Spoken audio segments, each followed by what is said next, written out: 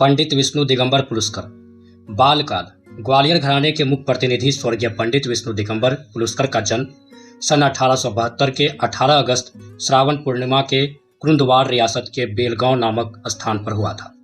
उनके पिता का नाम दिगंबर गोपाल और माता का नाम गंगा देवी था। पिता एक अच्छे कीर्तनकार थे और यह उनका वंश परंपरागत व्यवसाय था। उन्होंने पंडित जी को अंग्रेजी शिक्षा दिलानी शुरू की, किंतु अभाग्यवश दीपावली के दिन आतिशबाजी से खेलते समय उनकी आंखों की रोशनी कम हो गई। परिणाम स्वरूप अध्ययन बंद करना पड़ा। आंखों के बिना कोई उचित धंधा न मिलने के कारण विवश होकर संगीत की शरण लेनी पड़ी। उन्हें मिरज के पंडित बालकृष्ण बुआ इंचल करंजीकर के पास संगीत शिक्षा ग्रहण करने के लिए भेज दिया गया। मिरज रियासत के तत्कालीन महाराजा ने उनकी प्रतिभा से प्रभावित होकर उन्हें राजाश्रय दे दिया और उनके लिए प्रत्येक प्रकार की व्यवस्था कर दी। एक बार मिरज में एक सार्वजनिक सभा आयोजित की गई और रियासत के सभी सम्मानित व्यक्ति को विशेष रूप से निमंत्रण किया गया। पंडित विष्णु दिगंबर जी भी निमंत्रित व्यक्तियों में से एक थे, किंतु गुरु जी को निमंत्रित नहीं किया गया। पंडित जी ने इसका कारण जानना चाहा। पूछने पर उन्हें आश्चर्यजनक उत्तर मिला कि अरे वे तो गवैये हैं, उन्हें क्या निमंत्रित किया जाए। अपने पूज्य गुरु और गवैयों के विषय में कहे गए ये वाक उनके हृदय में घुस गई।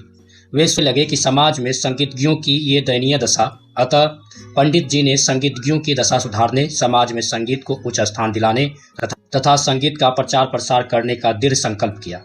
ब्राह्मण सन 1896 में राजाश्रय के सभी सुखों को छोड़कर अपने उद्देश्यों की पूर्ति के लिए पंडित जी देशाटन के लिए निकल पड़े। सर्वप्रथम वे सतारा गए, जहां उनका भव्य स्वागत हुआ और उनका संगीत कार्यक्रम बहुत सफल रहा। इस प्रकार वहां के लोगों में संगीत और संगीतज्ञों के प्रति श्रद्धा उत्पन्न हुई।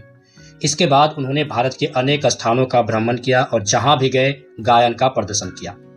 कार्य। संगीत का प्रचार और प्रसार करने के लिए विष्णु दिगंबर जी ने यह अनुभव किया कि सर्वप्रथम गीत के श्रृंगार रस के भद्दे शब्दों को निकालकर भक्ति रस के सुंदर शब्दों को रखा जाए और संगीत के कुछ विद्यालय स्थापित किया जाए जहां संगीत की शिक्षा दी जा सके।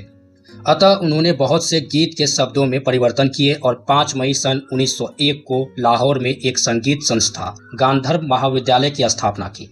उस समय भारतवर्ष का बंटवारा नहीं हुआ था और लाहौर, जो अब पाकिस्तान में है, भारत में ही था। संस्था को ठीक प्रकार से चलाने के लिए उन्हें बीच बीच में आर्थिक संकटों का सामना करना पड़ा। आरंभ में कई दिनों तक विद्यालय में कोई व्यक्ति प्रवेश के लिए नहीं गया, किंतु पंडित जी निराश नहीं हुए। स्कूल के समय वे समय तानपूरा लेकर अभ्यास करते। कुछ दिनों के बाद विद्यार्थियों की संख्या धीरे धीरे बढ़ती गई।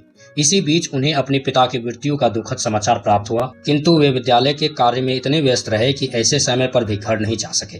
सन 1908 में पंडित जी ने बंबई में गांधर्व महाविद्यालय की एक शाखा खोली। वहां पर उन्हें लाहौर की तुलना में अधिक सफलता मिली तथा विद्यार्थियों की संख्या दिन प्रतिदिन बढ़ती गई। लगभग 15 वर्षों तक विद्यालयों का कार्य सुचारू रूप से चलता रहा। विद्यालय का भवन बनवाने के लिए पंडित जी को काफी कर्ज लेना पड़ा। कुछ समय तक वह ऋण अदा नहीं किया जा सका, फलस्वरूप भवन ऋण में चला गया। विद्यालय बंद हो गया। तब से पंडित जी का ध्यान रामा नाम की ओर आकर्षित हुआ। वे गेरुआ वस्त्र पहनने लगे और हर समय रघुपति राघव राजा राम के गायन में मस्त रहते। इसके बाद उन्होंने नासिक, महाराष्ट्र में राम नाम आश्रम की स्थापना की। वैदिक काल में प्रचलित आश्रम प्रणाली के आधार पर पुरस्कार जी ने लगभग 100 शिष्यों को तैयार किया। उनके अधिकांश शिष्य उनके साथ रहते। उनके खाने पीने, रहने तथा शिक्षा का प्रबंध वे स्वयं निःशुल्क करते। उनके शिष्यों में स्वर्गीय V.N. कलास्कर, स्वर्गीय ओमकारनाथ ठाकुर, B.R. देवघर, V.N. ठराड़ आदि विशेष रूप से उल्लेखनीय है। उन्होंने एक नई स्वरलिपि पद्धति की रचना की जो उनके नाम से संबंध है। उन्होंने लगभग 50 पुस्तकें लिखी, जिसके नाम है संगीत बाल प्रकाश, बाल बोध, राग प्रवेश 20 भागों में, संगीत शिक्षक, महिला संगीत आदि। संगीतामृत प्रभाव नामक पत्रिका भी कुछ समय तक निकालते रहे। सन 1930 में उन्हें लकवा मार गया, फिर भी वे अपनी कार्य क्षमता के अनुकूल संगीत सेवा करते रहे। अंत में 21 अगस्त 1931 को उन्होंने अपने प्राण त्याग दिए।